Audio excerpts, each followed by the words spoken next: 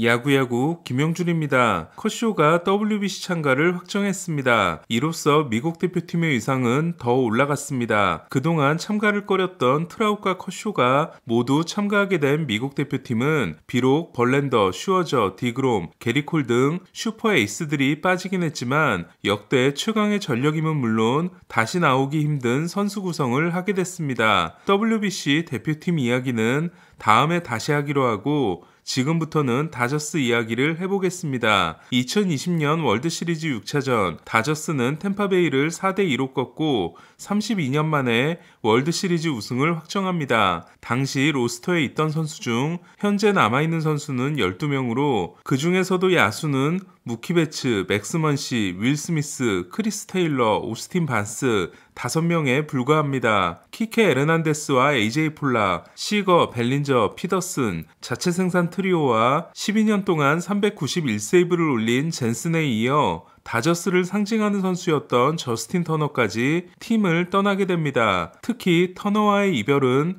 다저스의 한 시대가 끝났다는 걸 의미합니다. 매치에서 논텐더 방출을 당한 후 다저스의 스프링 캠프에 초청 선수로 참가해 개막 로스터를 극적으로 뚫을 때까지만 해도 29살의 터너는 후안 우리베의 백업 3루수였습니다. 하지만 터너는 2014년 첫 시즌에 OPS 0.897을 기록하는 대활약을 했고 프리드먼 단장의 부인과 함께 핫코너를 차지했으며 에드리안 곤잘레스가 떠난 후로는 다저스의 클럽하우스를 이끄는 리더가 됩니다. 터너가 2014년부터 올해까지 9년 동안 다저스로부터 9,400만 달러를 받고 올린 레퍼런스 승리기여도 34.0은 같은 기간 메이저리그 야수 18위이며 1990년 이후 다저스 야수 중 1위에 해당됩니다. 참고로 1990년 이후 다저스의 야수 승리기여도 순위는 1위가 34.0인 터너, 2위가 32.0인 피아자, 3위가 23.4인 벨트레, 4위가 22.9인 캠프, 5위가 21.6인 몬데시, 6위가 21.5인 이디어, 7위가 21.3인 시거,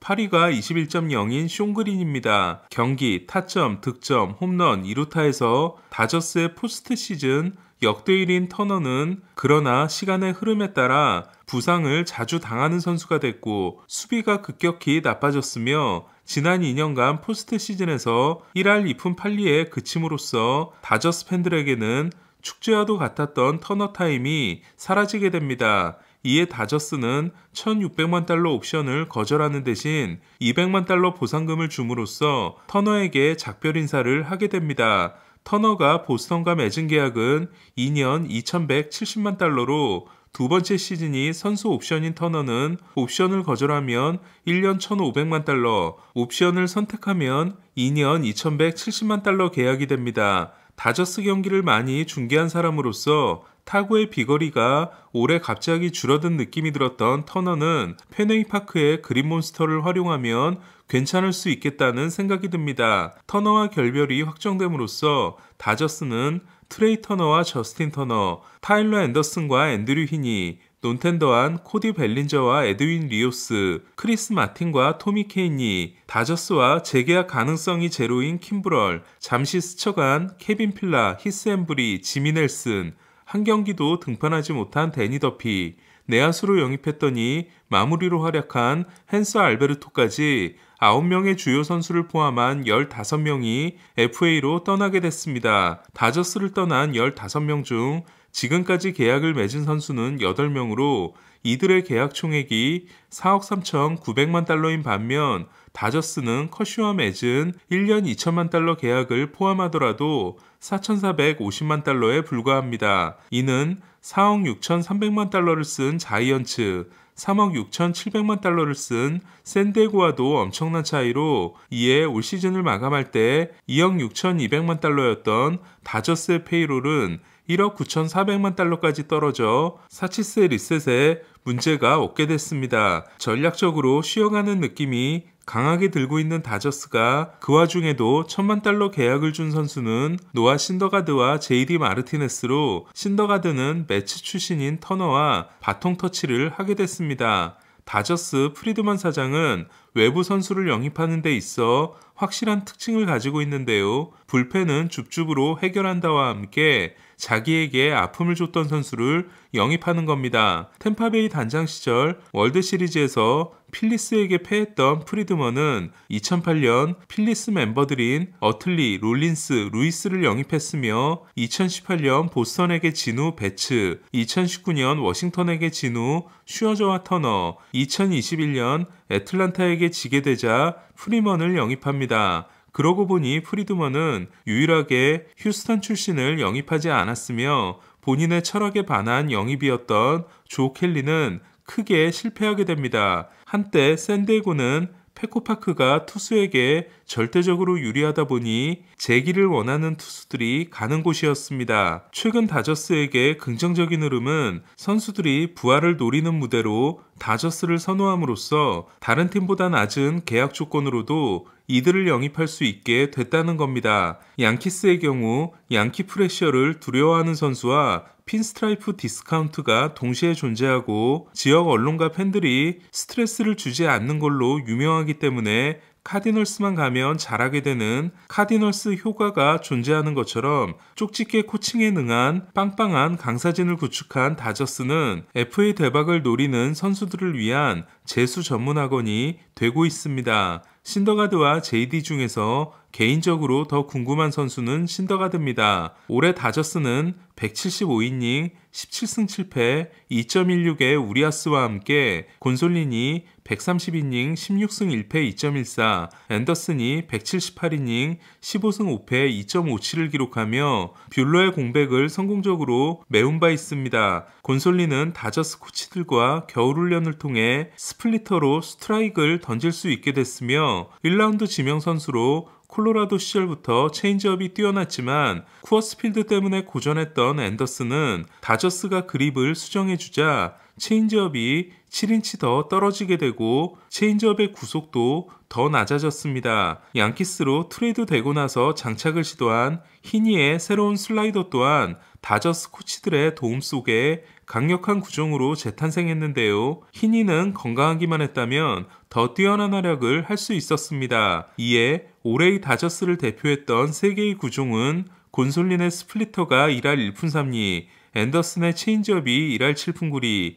히니의 슬라이더가 1할 7푼의 피안타율을 기록합니다. 제가 신더가드를 기대하는 부분은 30세 시즌을 시작하기 때문에 극적인 구속 반등을 기대하기 어려운 신더가드는 이미 에인절스에서부터 체인지업 투수로의 변신을 시도했지만 체인지업 피안타율이 3할 1푼 6리에 그침으로써 성공적인 변신을 하지 못했기 때문입니다. 이에 다저스가 체인지업을 업그레이드 해주는데 성공한다면 구속이 떨어지고 나서도 홈런을 맞지 않고 볼넷을 안 내주는 신더가드는 새로운 투수가 될 수도 있다는 겁니다. 물론 새로운 신더가드는 번개를 소환하는 토르 2.0보다는 디셉션과 속도 변화로 타자들을 속여먹는 로키에 가까울 겁니다. 저는 내년 시즌 신더가드의 성패를 결정해주는 또 다른 핵심 요소는 도루 저지라고 생각합니다. 올해 134이닝을 던지는 동안 30개의 도루를 내줘 24개를 내준 알칸타라를 제치고 메이저리그 1위였던 신더가드는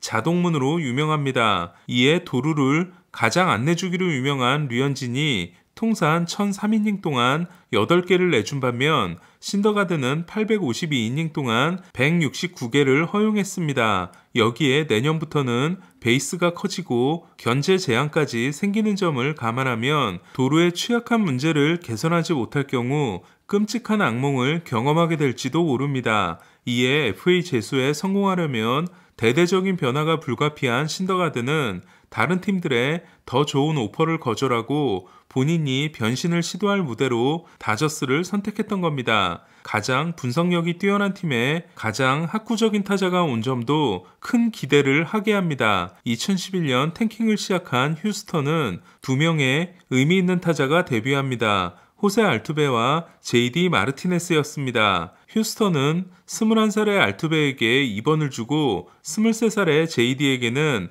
헌터 펜스가 떠난 자리인 3번을 줍니다. 그리고 JD는 중압감에 무너집니다. 2013년 JD는 부상으로 경기에 뛰지 못하는 동안 라이언 브론을 연구합니다. 그리고 제이슨 카스트로에게 자신에게 가장 맞는 타격폼이 라이언 브론이라는 말을 합니다. 공교롭게도 카스트로의 개인 코치는 브론의 개인 코치이기도 했는데요. 카스트로가 소개해준 그 코치는 당시까지만 해도 연습장을 운영하고 있던 로버트 반스코약 다저스 타격 코치였습니다. JD는 반스코약의 성공작이 됐고 크리스 테일러는 2탄이 됩니다. 반스코약과 매일 5시간의 스윙을 하고 베네수엘라 윈터리그에 참가해 새로운 스윙을 장착한 JD는 시즌이 시작되기만 기다립니다. 하지만 그 사이 부임한 제프 루나우는 JD를 논텐도합니다. JD를 데려간 팀은 JD가 또 다른 롤모델로 생각한 미겔 카브레라가 있는 디트로이트였습니다. 이때부터 본인만의 노트를 만들며 홀로 서기를 했던 JD로서는 반스코야 코치와의 재회가 새 출발에 좋은 기회가 될 수 있는 겁니다. 팬들이 원하는 최고의 야구팀은 어떤 모습일까요? 초호화 쇼핑에 의존하는 팀도 그렇다고 돈을 안 쓰는 팀도 아닐 겁니다. 자체 생산과 과감한 지출이 절묘한 균형을 이루는 팀일 겁니다. 하지만 이는 커미셔너 모드를 켜고 베이스볼 모그를 하지 않는 한 현실 세계에 존재하지 않는 유니콘에 가깝습니다. 보스턴이 자체 생산을 핑계로 돈을 쓰지 않으려는 모습인 반면 다저스의 이번 겨울이 새로운 자체 생산을 위한 일보 후퇴로 느껴지는 건 제가 다저스를 너무 낙관적으로 보는 걸까요? 하지만 다저스는 내년 시즌에 대해서도 강한 자신감을 가진 것 같습니다. 유격수 4명이 11억 달러 계약을 맺고 6일 동안 15억 달러가 뿌려지기도 한 이번 겨울을 조용히 보내기로 한 다저스의 선택은 과연 옳았을까요? 빨리 내년 시즌이 개막해 확인할 수 있으면 좋겠습니다. 야구야구 김영준이었습니다.